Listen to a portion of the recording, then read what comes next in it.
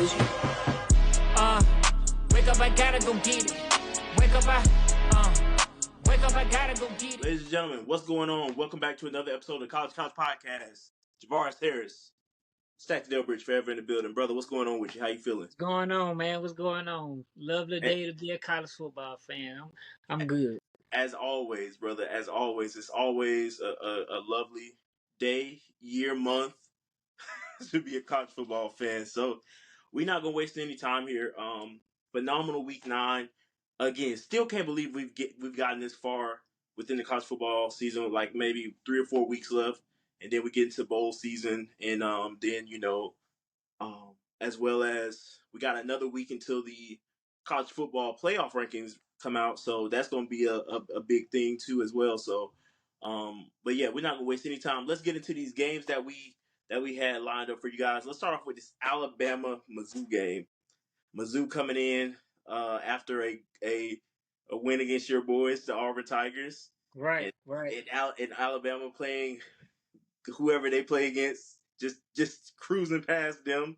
So no, they played Tennessee, so they lost against Tennessee. They lost. Yeah, they lost that game. This was like the game for them. Like everybody was questioning, like, is Bama still Bama? Which is crazy to me because they lost 2 games last year, and then they lost 2 games before that. So it's like, so Saban definitely lost 2 games and stuff like that. But it's a different expectation for Georgia and Bama right now because Georgia and Bama is like, because they've been at the top, know, so it's like it's championship or bust, or you look perfect, or everybody looks at you like you're just trash, which is crazy to me because I've always said Georgia was a good football team this year. They just hadn't looked like they were in the past. But Bama, I mean, I don't know. I don't know what's going on communication-wise with them before this game. I mean, because it looked like when they played Georgia, it looked like, okay, this Bama offense is high-powered, defense is looking good. Like, I mean, well, at least for the first half of the Georgia game. Yeah. But, I mean, I don't know. I mean, Vandy hit him in the mouth, and then Tennessee hit him in the mouth. So it's like, is Vandy that good? Is Tennessee that good? Or is just Bama just played that bad? Well, I think a big thing with this Alabama team has been, and everybody has pretty much identified it, it's been discipline with this Alabama team. I mean, this is a very young team, so you got a lot of guys, coming out 17, 18, 19 years old.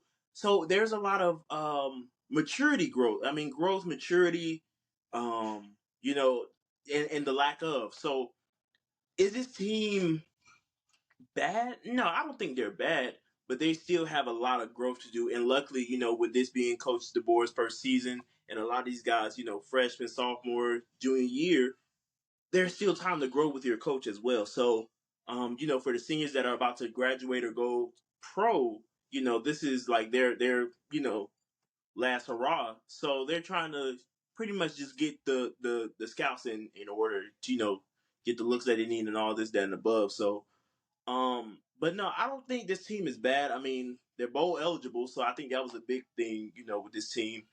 And but yeah, I don't think that they. I mean, and I don't even think it's a discipline issue. I think it's a first year head coach issue, and being thin on defense, and having to accept a different culture. And they got a lot of transfers in, so it's like a lot of gelling that has to be done because it's not like it's the same team from last year. Like pretty much the entire team transfers, so you kind of starting from scratch with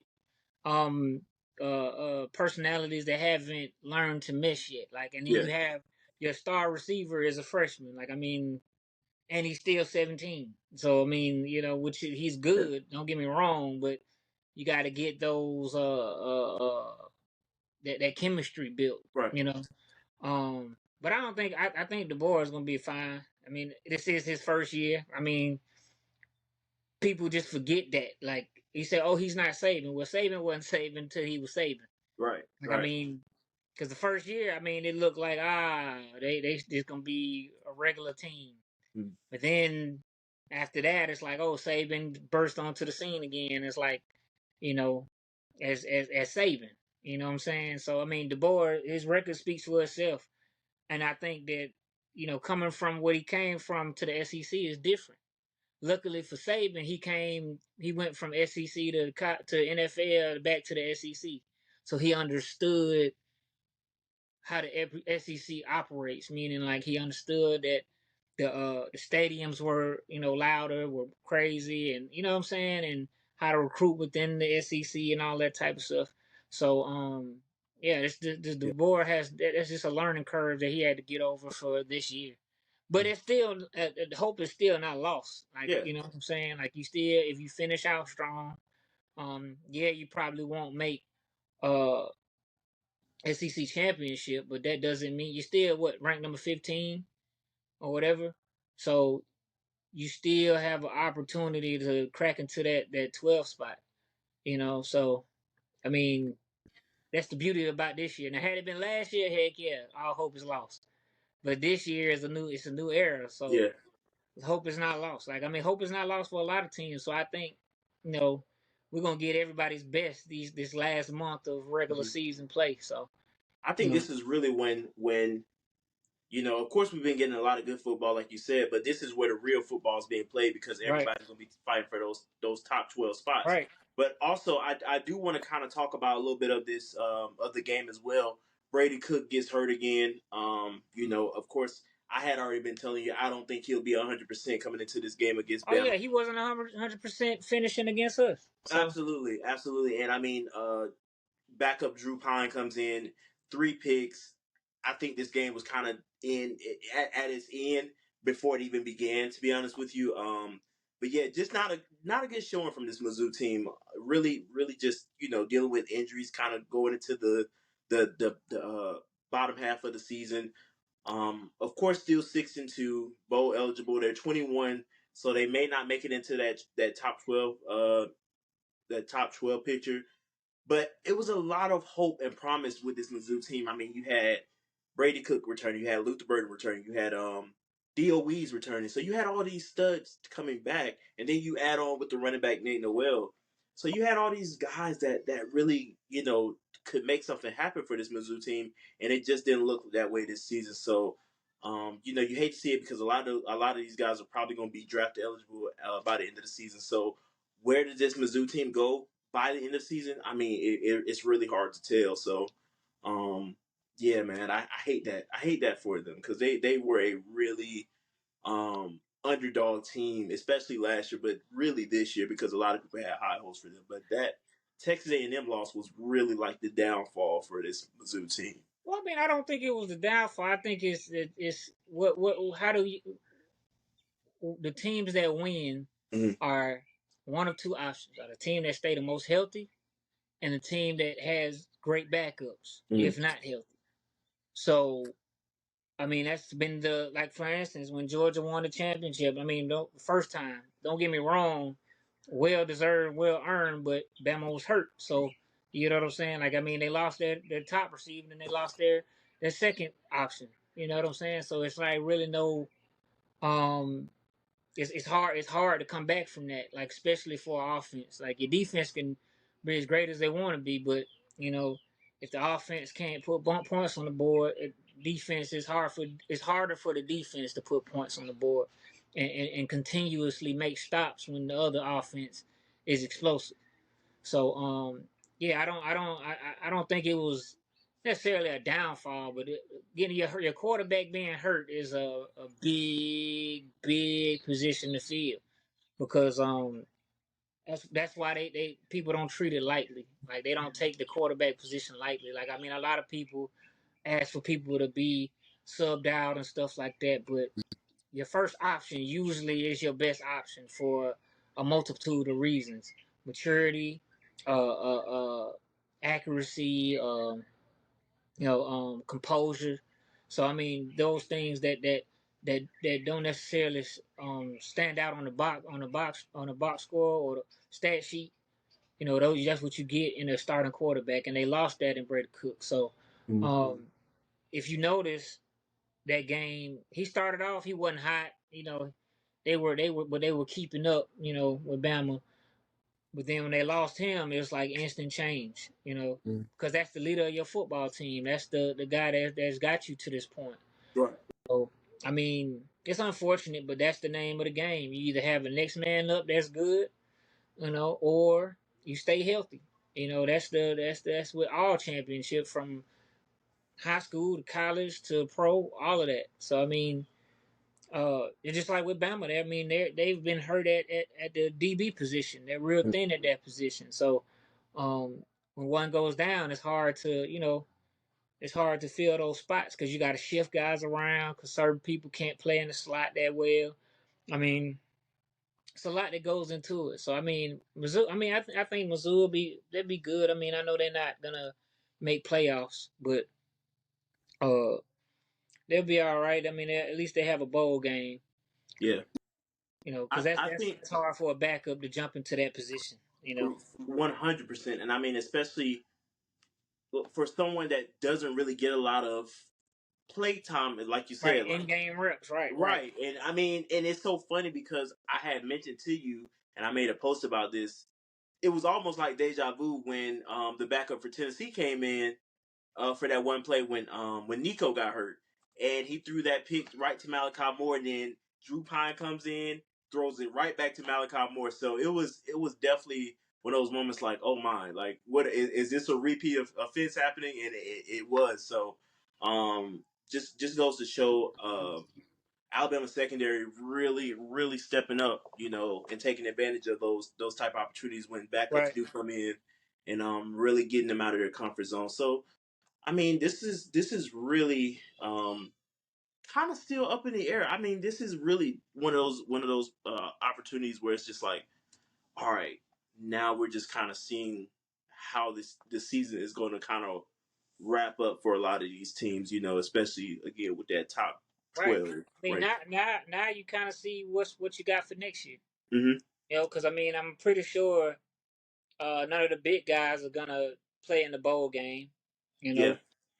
So I mean, Pine gets his shot to look good in the bowl game, possibly, and be the starter next year, or do they go into the transfer portal? But it's interesting. I mean, they really couldn't do nothing with Bama after that point because Bama had healthier people in the right positions. I mean, they did. I'll put it like this: they didn't give up. That's the beautiful part. Even when they looked weak, they didn't give up. You kind of have to play the cards that you're dealt at that point, and I mean that's just that again. That's just how the dice roll. So, nothing to hang your head down about.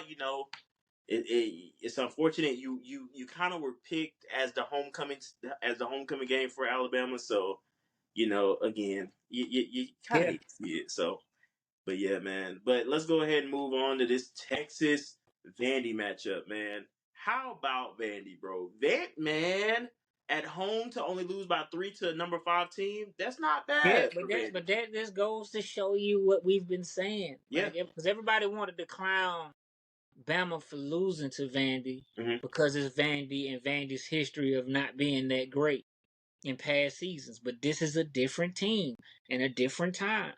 Vandy is actually good. To me, they're just a couple players away from making a playoff run or making or being in a conversation for a playoff. So yeah, I mean Vandy, they did what they were supposed to do. They did the big one, and kudos to Texas for surviving that. You know what I'm saying? So I mean, they're still only on one loss in the column of the SEC and overall. So I mean, you survive in advance. That's what the name of the game is. So yeah, kudos to Vandy. We already know what Vandy's capable of, and absolutely. Texas, and I think this was a good win for Texas in the sense of you've been through adversity with the Georgia game and you lost. Okay, now you got a different monster, a different animal in Vandy, and you survive that. So you see that you can survive those moments where it looks kind of bleak. So that's big for them going into this last little stretch of games. Because I mean, honestly, the rest of their schedule is very winnable.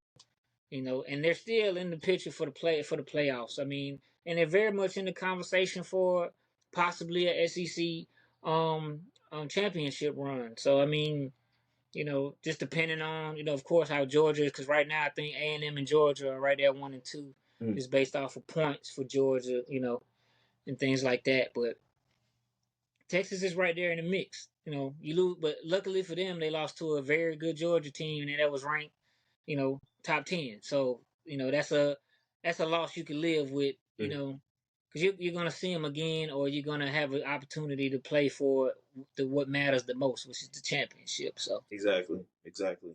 I think too. I mean, this just goes to show how Quinn Ewers bounces back from that type of adversity. I mean, again, to kind of be put in a position where your backup Arch Manning comes in as well, and it was kind of like that card flip with Coach Sark last Saturday against Georgia. So it was definitely good to see him kind of getting back on that steam train a little bit. 288 yards, 3 touchdowns, 2 interceptions. But when you have a receiving core now, and I've been talking about this Texas receiving core all season, when you have a receiving core and when you have a good running back core as well, they make the game easier for you. They make it a lot more simplified for you as a quarterback. So again, great game, especially to go on the road to Vandy. I mean, to be put pretty much to be put up against the wall against Vandy is not a lot. Is not what a lot of people expect. But like we said, Vandy is good. Like they're good this year. So yeah, man. But shout out to Texas for getting it done on the road, and hopefully they can finish out the season strong and try and make it into that playoff picture, man. Still can't believe we're already. Right, it's almost over. It's almost over. Gosh, man, I genuinely hate when that happens, man. It's unfortunate, but it's just like, dude, now we're here. What can we do now? Right. So that fight to the finish is going to be. But It's going at to be least at this entertaining. point, we have more football and more competitive football going forward, because you got the end of the season, everybody fighting position to become a contender for the conference championship. Then you have the playoffs. So now all the bowl games that would have been going on before, now they actually matter, So because now you have an opportunity to play for a championship. And you cannot really say you get snubbed for it, because if you don't make top 12 or whatever, or win your bowl game, you win your conference, that's your fault. Right. Not it kind of takes the guesswork out of who's gonna be in. Like, you know what I'm saying? Now it's just a matter of you fighting to get to that position of who do you want to play. Like, you know what I'm saying? And making that top 12. If you don't make top 12, then you didn't deserve to be in the playoff anyway. Right. That's gonna be a blowout game. And it still may be some blowouts, so I think it will be a few, but yeah, just the fact that we get more quality games, we get to see the stars play for a championship, regardless of what team. So, yeah. No, I agree, and I mean, and the fact that a lot of G5 teams are going to be group of 5 teams are going to be incorporated within this top 12, especially taking the conference championship. I mean, the conference champions like your American conference teams, your Mountain West teams. Who else? Who am I forgetting? It's another G5, but Pac. I guess you could look at the Pac as a G5 now, um, but yeah, like a lot of these conferences, the lower conferences that we don't really get a chance to see a lot, are going to be mixed up with those P5s. It's going to definitely be a fight for the finish, man. I'm excited to see it, but yeah, we're this is going to be a very quick episode, y'all. We got to get Stackz out of here. But also I want to go ahead and hit on this Texas A&M LSU game as well. How about A&M, man? Yeah. It didn't look pretty like that. The beginning of the season, it was like, oh, I don't know what it's gonna be. Yeah. But now that they figured out their identity, they figured out what they want to do. I mean, kudos to them, man. It looks really good for them right now. Yeah. I have to marvel at the fact, and it's definitely been a big thing for me with this A&M team is I'm not confident in their starting quarterback Connor Wigman. Not feeling him. Not really feeling him. I mean, is he a good quarterback? Yeah, he's accurate. He's okay. But man, I've been marveling at this freshman Marcel Reed. Man, Marcel Reed, stud. I mean, the times that he does come in the game, he makes something happen, and I think he did that, especially in the second half of this game against LSU. Mind you, this guy's only a freshman and playing against the number 8 team in the country with the LSU, and playing literally looks like a pro behind center. Like, it was insane to see. Like, I'm pushing for him to start next season. Truthfully, like, I want this guy to start. Like, I think he definitely can be a problem if this Texas A&M team decides to move forward with him going into next season. But also, I do want to hop on the fact of Garrett Nussmeier. Um, Looked a lot better this week, from playing Arkansas. Didn't even throw a touchdown. So I definitely had my thoughts about that. 405 yards, 2 touchdowns, 3 interceptions, and still lost. I mean, that's kind of crazy, Well, I mean, 3 interceptions is that's a recipe for a loss. So if you don't lose that game, then thank your defense. Yeah. But I mean, you can't have three interceptions, especially in a battle of ranked opponents. So I mean, that's it's tough to do. I mean, Yes. just prime example, Carson Beck in Texas had Georgia not, the defense not stepped up. That's a loss for them because it's hard to do that as a quarterback. You throwing 3 picks that messes up your confidence.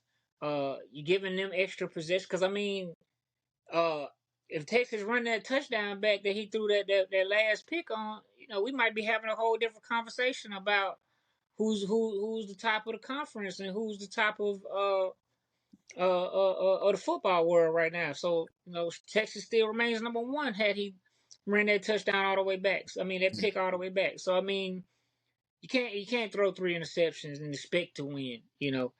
So because you put a lot of pressure on your defense and you Yeah. put a lot of pressure on yourself and you put a lot of pressure on everybody around you. So Right.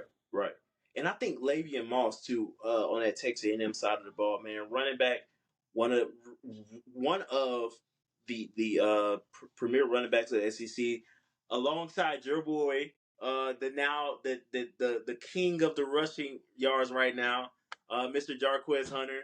But yeah, man, Lavian Moss looked really hot on this past Saturday. 83 yards, 2 touchdowns, and it seemed like every time he got the ball, he was going in either for a first down or more. Like, he was just moving the ball downfield. So that's what you need with an offense like Texas A&M. You need to move the ball downfield. You need to get it in the end zone. You need to make sure that defense is holding strong. And I think that's one of the biggest things with the Texas A&M team this year as well, is how well their defense is playing. Like, they've been getting recruits left and right. I mean, they just picked up a guy from Douglas County here in Georgia, and then they picked up a wideout from Douglas County as well. So they got a lot of good, solid guys coming in next year to add along with that front that they already have. So that shit should show you when everybody says let's start as a freshman and how it looks your first year recruiting a team. Like, they've had top 10 recruiting classes the last 2-3 years. yeah.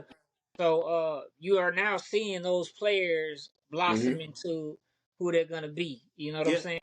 And that's what the name of the game is. Like, that's why do you think that you're not allowed to go to the league until you're a junior? Yeah. Because they don't care about how you play as a freshman. Because if you stay that way from freshman to junior, then that just means you're not coachable or you hit your ceiling. So they want to see how you progress as a freshman to a sophomore to a junior, senior, all of that. So that just goes to show you that's proof is in the pudding. Stay the course, be patient. Yeah, it's not gonna look good early. Like, I mean, I don't want to bring up Auburn, but the same way with Auburn. Like, I mean, got a new coach, got some good recruits coming in. You got to stay the course because these players develop and they get better. They get mature. They understand SEC ball. They understand, the conference they're in. They understand, like, because now from high school to college, you have to read different things. Because high school, you can get away with just being super talented on a super talented team. college you can't get away with it as much. Yeah. You know, because you got to be able to read defense, understand coverages, understand different things. You know, Right. so you can't just go out there and run a whole bunch of routes and not know what you're looking at. Like, I mean, I'm just being honest.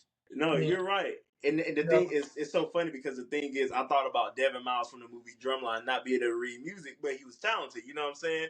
right, So that's kind of how a lot of these guys are. You know, they don't know how to they don't understand coverages, and then they go out there and all is lost, and then they get turned into your favorite saying, burnt cheese.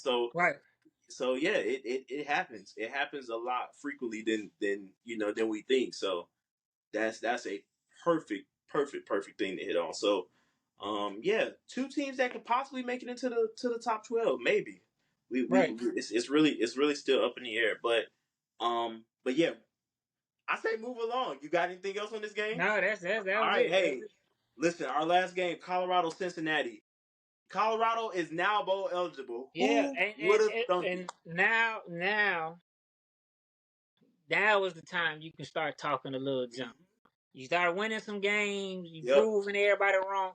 This is what I've been saying this whole time. Like, I've always said they were good. I always said Shador was good. I always said that Travis Hunter is good. I just said that I want to see them do it at a high level and win games. Mm-hmm. Come bowl eligible. Get ready for that. Now, you continue to win. You continue to roll. You win out. You know what I'm saying? Now you may possibly be able to have a conversation or have a leg to stand on to possibly make a playoff. Mm-hmm. You know what I'm saying? Because you're ranked now. You got some good opponents coming up, but they're very beatable opponents. You went out. You know what I'm saying? You could potentially you pretty much set your own fate at this point. Because then if you went out, there's some teams that's losing, some teams ahead of you that you know what I'm saying? So, I mean, and then you putting together a resume, you know? So, yeah, I mean, it's a beautiful thing. It's a beautiful thing for them. I'm happy for them, you know? I am as well. It feels like it's hard for me to say that, but it's not. But I'm with you as well. I think I just wanted this team to do better than last season, and I think Right. they've done it. They're now bowl eligible. They're ranked in the top 25. Now it's just time to keep climbing. You keep elevating, keep getting better each and every week until the season is out. And who knows? You get a big win in a bowl game, it could shoot you up even more than what you expect. So, you just keep winning games. I really haven't heard too much talking going on. They aren't doing a lot of back and Yeah, they forth haven't now. been popping it like they Yeah, were they haven't last been year. Like popping last it. year, like they were doing this, and they haven't been Yeah. popping it like that this year. Mhm. And we see the results. You know what I'm saying? Yeah. Like y'all, they just put their head down and they go. I mean, the Mhm. cameras are gonna be on them because one is college football, two prime is there, so they always Right. gonna put their light on it. So, but they haven't, been as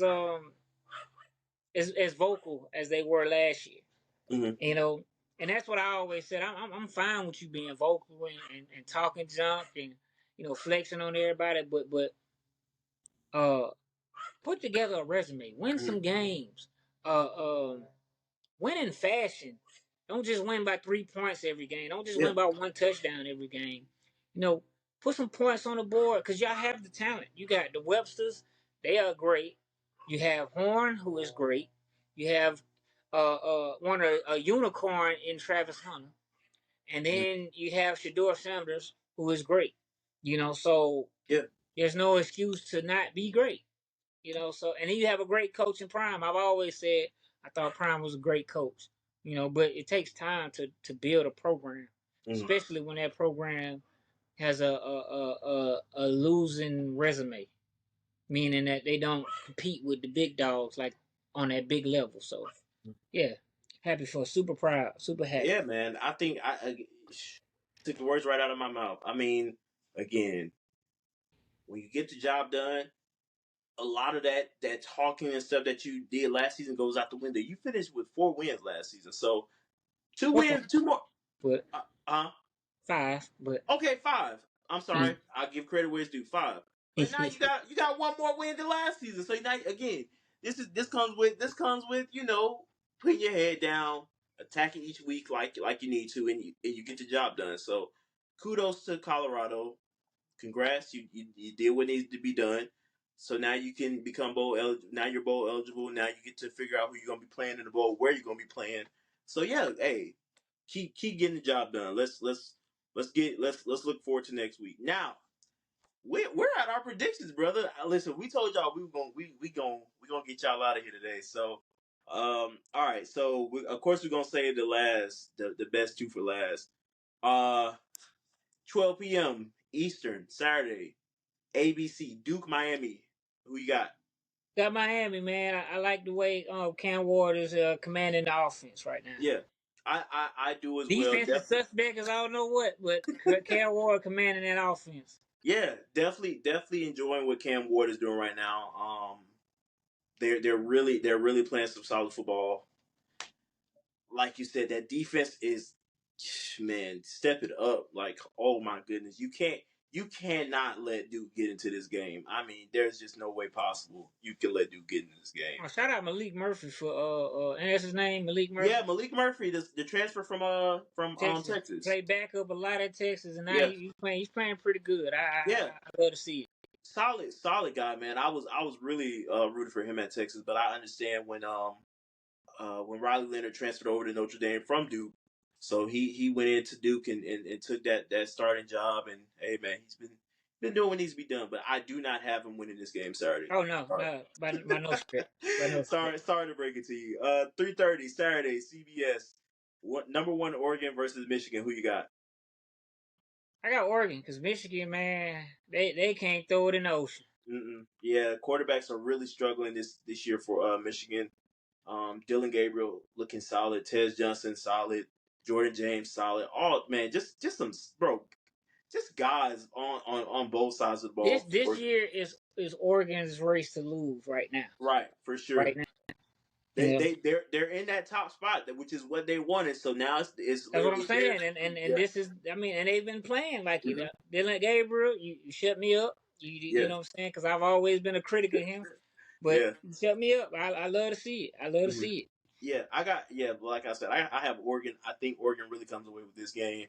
It may be over a lot early than we think. So, I'm taking Oregon.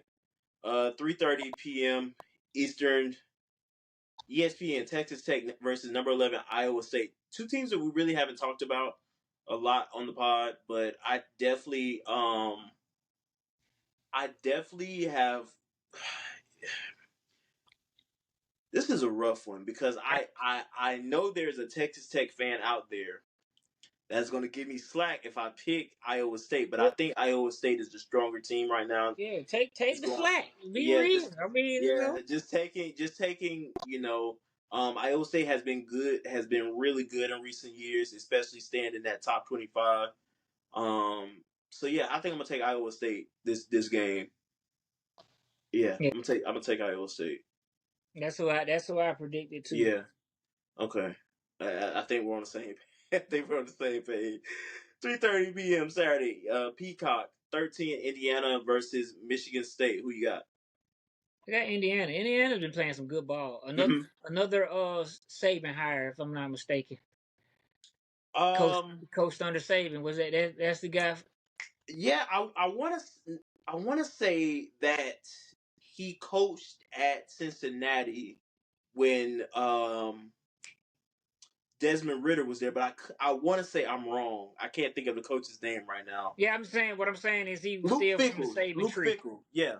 He's still from the Saban tree. Yeah, but I want to say Luke Fickell coaches at Wisconsin. I could be wrong. I don't know about that. I was just saying he's one of the Saban's prodigies. That's what I was saying. Yeah. Cool. Well, I got Indiana this game. I think he coaches at Wisconsin. That's on my mind now. I'm sorry, y'all, but 7:30 Eastern, ABC Saturday. Number 10 A&M versus South Carolina. Who you got? Well, I got A&M because South Carolina's offense really struggles in spurts. Their defense, to me, is pretty stout. I mean, they're not like elite yet, but they're pretty stout. But I think A&M gets it done. After the showing they had against LSU this past week, I think they stay hot and go into this game really still feeling the heat from this past game. I'm taking A&M this game to really dominate quick and early. Are we gonna have a prediction where we're agreeing the entire prediction segment? I think this is a first. This is a first. I really think this week 10 might be the week that it finally has happened. I really do think so. Now, granted, we still got 4 more games. Yeah, I know. Left, that's what I'm saying. I don't know. I don't know. Let's see. I think it may happen this week, y'all. 7:30 Eastern on ESPN. Louisville versus Clemson. Number 11 Clemson. Who you got? Clemson's been playing some great football. Mm-hmm. I got Clemson.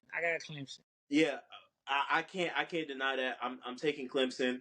Of course, when Louisville and Miami played, I think they were really going head to head, but that just went to show how bad Miami's defense was. Yes, I can't really go off of that game because defense is just so bad. Right. And I think Clemson's defense is a lot better than Miami's defense is. Right. Even though these are two teams that were pretty much slating to play in the ACC championship with Miami and Clemson. But I'm gonna go ahead and take Clemson this game. I really think there's going to be trouble in the water for Louisville this game. So we're definitely looking forward to seeing that. 7:45 Eastern Saturday, SEC Network, a big rivalry game. Let's get it. Kentucky and Tennessee. Who you got? I got Tennessee. Kentucky, they defense is pretty solid at spurts, but they gave up a lot of rushing yards to Auburn. Yeah. And Tennessee, probably to me this year, outside of Boise, but Boise they have a beast back there.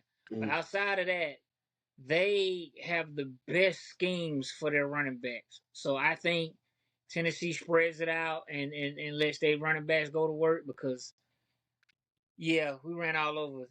I really like Tennessee's running back, Dylan Sampson. He's really been getting the job done for Tennessee.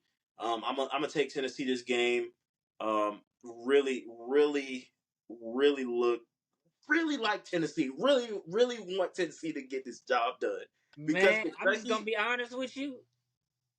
I'm happy Tennessee is competing and playing great football this year.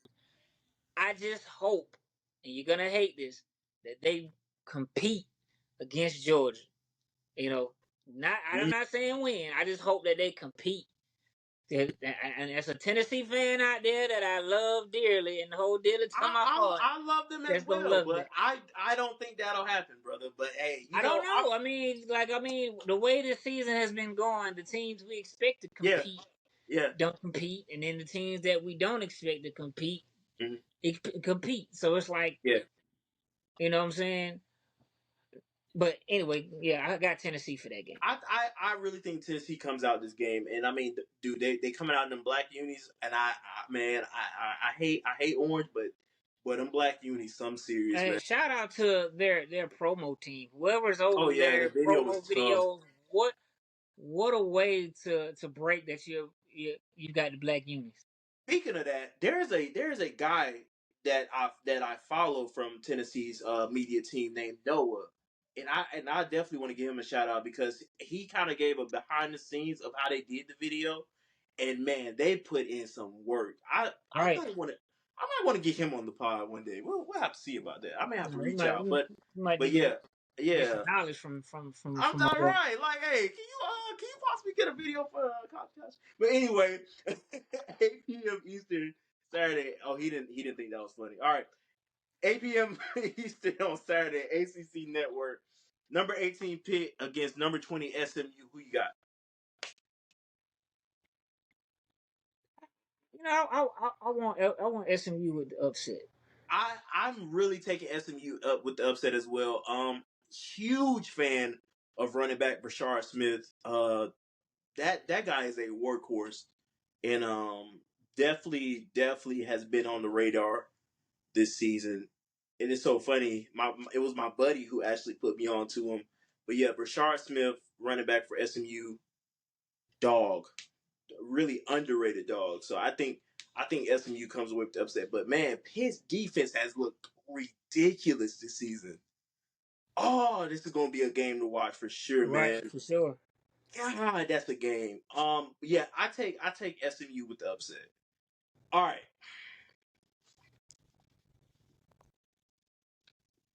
I'm back. 3:30 p.m. Saturday, ABC. It's Gator Hate Week. Florida, Georgia. Who you got?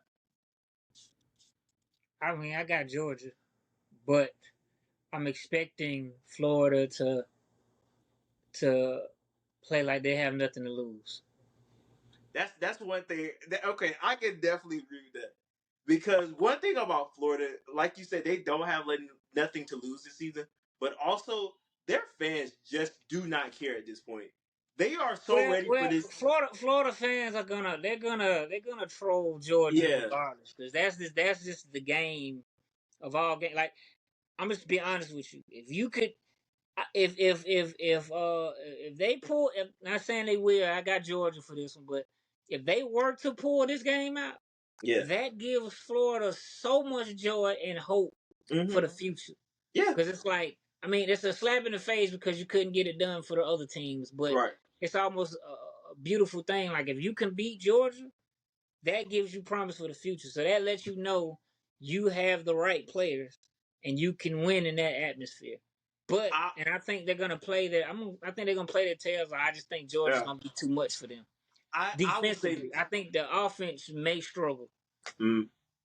This will give Florida fans to really see what DJ Lagway is made out of. This really gives him the opportunity to see how he plays up against a really elite defense that Georgia has.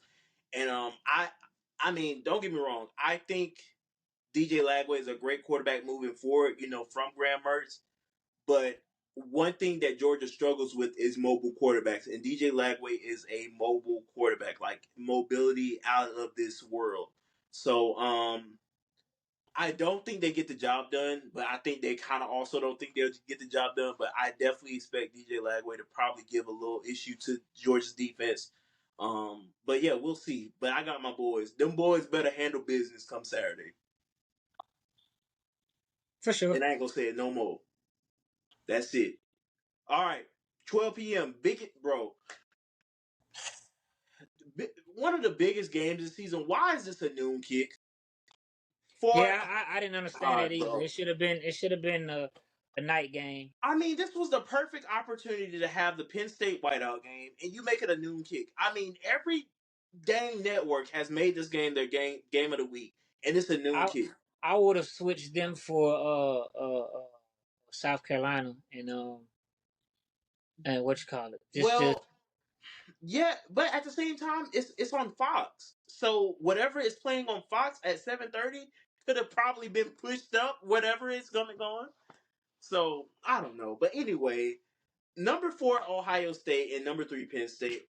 God, bro, a noon kick makes me want to throw a brick at I don't even know. I'm mad. Okay, I'm mad. yeah, This should not be a yeah. noon kick game.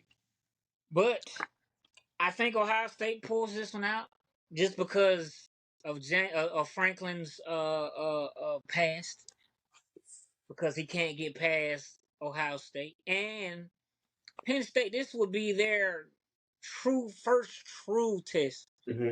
Like meaning that when I say that, meaning that this is their first big opponent that has it on offense and has it on defense. So I got Ohio State, but I don't have Ohio State by much. I think a field goal touchdown settles this game for Ohio State. Yeah. Okay. All right. Well, brother, I'm going to tell you this. You thought this week was going to be the week we had a clean sweep. It's not going to happen. I think Penn State comes out this game um again playing like they have a lot to lose, which they do. Penn State's defense has really been tough, and I don't think this will be Ohio State's game to win because of Penn State's defense. So offense is going to have to step up big time for Penn State. But see, but Offense, the thing with that is they have the weapons to do that. I Like, agree. I agree. so yeah, I mean, to me, Penn State has always had, good defensive players, good, good defenses or whatever, but Yes. I don't know, for whatever reason, the Ohio State game is the game that is like. But I mean, I like how Penn State's been playing this year, but I think this one will show me if Penn State is for real or not. Mm-hmm. You know, so yeah, because I mean, just like Penn State has a good defense, although Ohio State's defense has not been as dominant as we may have thought, they still have great players on that defense. So yeah, I think this will be a make or break for both Franklin and for Day. You know what I'm saying? For sure. Honestly, because if Ryan Day can't get past Penn State, that's a 2 losses that drops you in the ranking, and then it shows that he can't win the big games. Yeah. So, yeah. But I mean, I will tell you this: if Penn State gets the job done, which I pray to God they do, expect a big payday coming James Franklin's way, 100%. Oh, for sure. Well, 100%. I honestly will say this: he gets past this game, yeah, but at this point, you gotta get past the rest of your season, because at this point you're already ranked top 5, so you've proven that you can be in the top 5.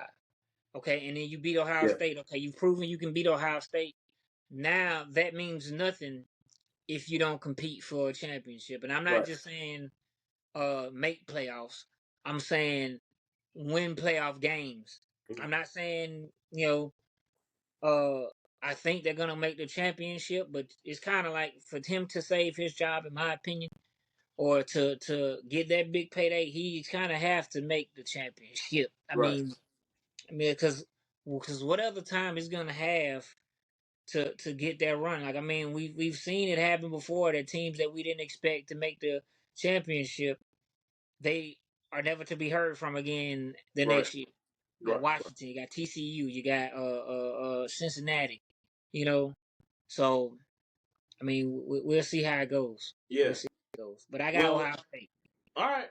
Listen, I got Penn State. We almost had a sweep this week, brother, but maybe next week. We'll see. But there's never going to be a time at this point. Who knows? This is our best opportunity. So I mean, hey, one, it does make a difference, but it'll be all right. But ladies and gentlemen, thank y'all for hanging out with us for another great episode of the College Couch Podcast. We cannot thank you so enough for your love and support, for hanging out with us for this past 50 minutes or so, I guess now.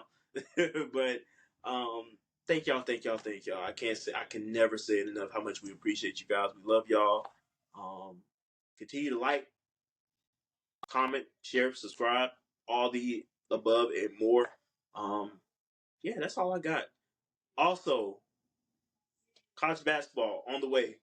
Stay tuned for that. We are looking super looking forward to college basketball season this year. A lot of good headlines and storylines are already making its way out. We definitely want to go ahead and finish out college football first before we dive deep into the college basketball scene. So, yeah. Stackz, that's all I got, brother. Please take us home. Hey, man, we appreciate y'all for tuning in every week for College Couch. We will be nothing without y'all. We love y'all. We appreciate it. If you got any players that play volleyball, basketball, football, tennis, I don't care. If they are somebody that needs some shine, we want to put them on our platform, talk to them, talk about them, give them the shine that they deserve. Hit my DM, hit Javaris' DM, hit the College Couch page. We respond. So let us know. But we appreciate y'all for all the love. Like, comment, share, continue to subscribe. We appreciate the love. Tell a friend, tell their grandmama, their auntie, them. College Couch Podcast is where it is at. I just got tongue-tied for the first time. But anyway, we love y'all, appreciate y'all, but guess what, though? We got bills to pay. Wake up, I gotta go get it. Wake up, I gotta go get it.